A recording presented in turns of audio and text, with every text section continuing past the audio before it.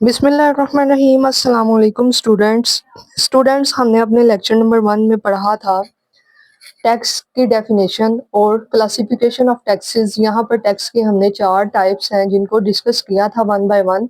Second lecture हम start करने जा रहे हैं अपना थ्योरेटिकल पार्ट का टैक्स का।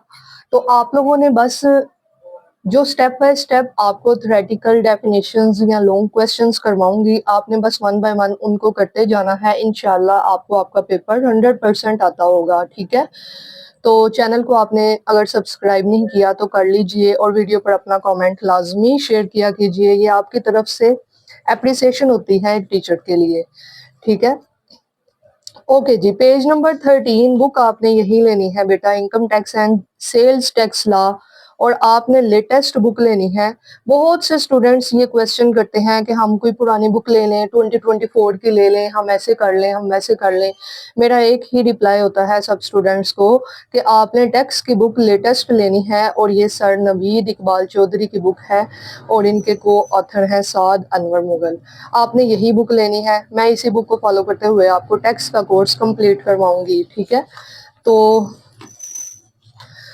फर्स्ट इसकी डेफिनेशन है अकोमुलेटेड प्रॉफिट सेक्शन 2:1। ये जो सेक्शन होते हैं ना, ये आपको याद करने पड़ेंगे। ठीक है, लाइक आपको पेपर में ये डेफिनेशन आती है ना अकोमुलेटेड प्रॉफिट, तो आपको फर्स्टली ये सेक्शन लिखना होगा। अकोमुलेटेड प्रॉफिट सेक्शन 2:1 ये आपका लिखना जरूरी है। ये मार्क्स कैरी करता है। अगर आप ये नहीं लिखेंगे तो आपका कोई 1-1.5 नंबर कट जाएगा। ठीक है, बातों को तवज्जो से सुना कीजिए। जो आपका ये लेक्चर होता है, स्पेशली ये न्यूमेरिकल सब्जेक्ट्स जो होते हैं, जो ये टैक्स का है, ये आप समझेंगे तो इसको याद करना आपके लिए इजी होगा। अदरवाइज आपके लिए मुश्किल हो जाएगा बेटा इसको लर्न करना, क्योंकि ये सब्जेक्ट वाकई एक बहुत टफ कह सकते हैं। ठीक है, कोई भी चीज जो होती है ना, समझ के करें तो कुछ भी मुश्किल नहीं है, ना समझ के करें तो फिर आसान से आसान चीजें भी मुश्किल लगने लगती हैं। तो पढ़ते हैं हम accumulated profit.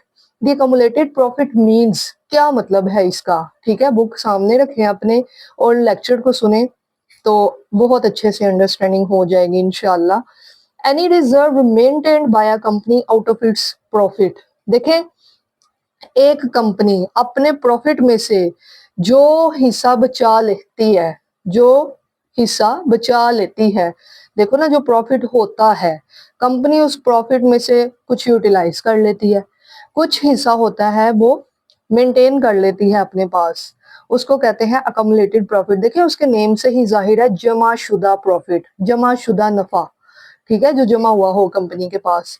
Secondly, all profits of the company up to the date these are distributed as dividend. जितने भी कंपनी के प्रॉफिट हैं वो एट द एंड क्या होता है, डिविडेंड के तौर पर तकसीम हो जाते हैं अमंग दी शेयर होल्डर्स। इसको इसी तरह आपने पॉइंट्स में याद करना है। In case of liquidation of company, all profits of the company up to the date of its liquidation. उसने कहा है कि अगर एक कंपनी लिक्विडेट हो जाती है, ठीक है, तो जितने भी प्रॉफिट उस टाइम अवेलेबल हैं कंपनी के पास at the time of liquidation, वो उसके अकोमुलेटेड प्रॉफिट कहलाएंगे। ये इसका मीनिंग है, डेफिनेशन है अकोमुलेटेड प्रॉफिट की। अब इसकी एक्सप्लेनेशन देखिएगा। Accumulated profit plays a vital role in the distribution of dividend। Accumulated profit बहुत अहम किरदार अदा करते हैं डिविडेंड की तकसीम में। सो मैनी बिजनेसेस प्रेफर, बहुत से बिजनेस प्रेफर करते हैं, इस चीज को अहमियत देते हैं, तो set aside a portion of their earned profits for future use. बहुत सारे बिजनेस क्या करते हैं, अपने प्रॉफिट का कुछ पोर्शन बचा कर रख लेते हैं एक साइड पर, ताकि उसको फ्यूचर यूज में लाया जा सके। ठीक है, आने वाले टाइम में इस्तेमाल किया जा सके। इट में be used for a general purpose in future. हो सकता है ये किसी आम जनरल पर्पस के लिए यूज हो जाए, कंपनी के किसी काम आ जाए। और में ultimately be distributed amongst the shareholders as dividend, या फिर ये शेयर होल्डर्स के दरमियान तकसीम हो जाए as a dividend. Under income tax ordinance 2001। देखें, अगर कहीं इंटरव्यू में ये क्वेश्चन पूछा जाए ना आपसे कि इनकम टैक्स ऑर्डिनेंस कौन सा चल रहा है, तो आंसर होगा 2001। ये चीजें जस्ट रट्टा लगाने के लिए मत पढ़ा करें, इन चीजों से कुछ लर्न किया करें, इनको याद रखा करें। आपने just degree piece of paper नहीं लेना, आपने यहाँ से नॉलेज भी लेना है जो कल को आपके काम आ सके, आपकी जॉब में जिसका एक रोल होता है। ठीक है, समझ रहे हैं? तो कंसेप्चुअली चीजों को लेंगे, समझेंगे तो बेहतर होगा। According to income tax ordinance उन्होंने ये डेफिनेशन बता दी है, एनी अमाउंट अर्न, कोई रकम जो कमा ली गई है but still present in business, लेकिन अभी तक बिजनेस में मौजूद है, it will be known and treated as accumulated profit. देखो कितनी डिटेल के साथ उन्होंने अकमुलेटेड प्रॉफिट की डेफिनेशन बताई है कई तरह से।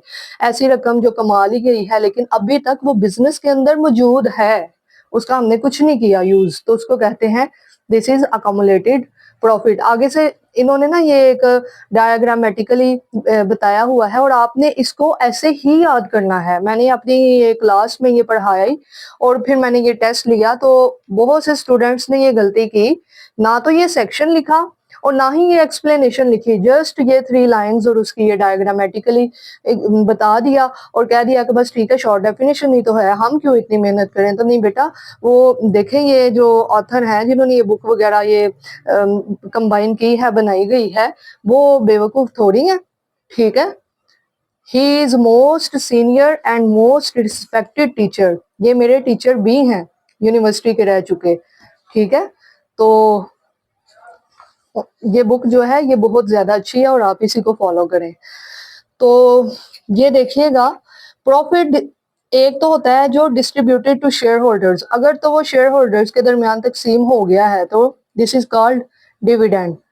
और अगर ये रिटेन इन बिजनेस अर्न हो गया है लेकिन अभी तक रिटेन है, बिजनेस के अंदर मौजूद है, तो this is called accumulated profit. आपने इसको एज इट इज इसी तरह से याद करने की कोशिश करनी है और एज इट इज इसी तरह से पेपर में लिखने की भी कोशिश करेंगे। अगर ऐसा होगा तो आपको इंशाल्लाह ताला फुल मार्क्स मिलेंगे।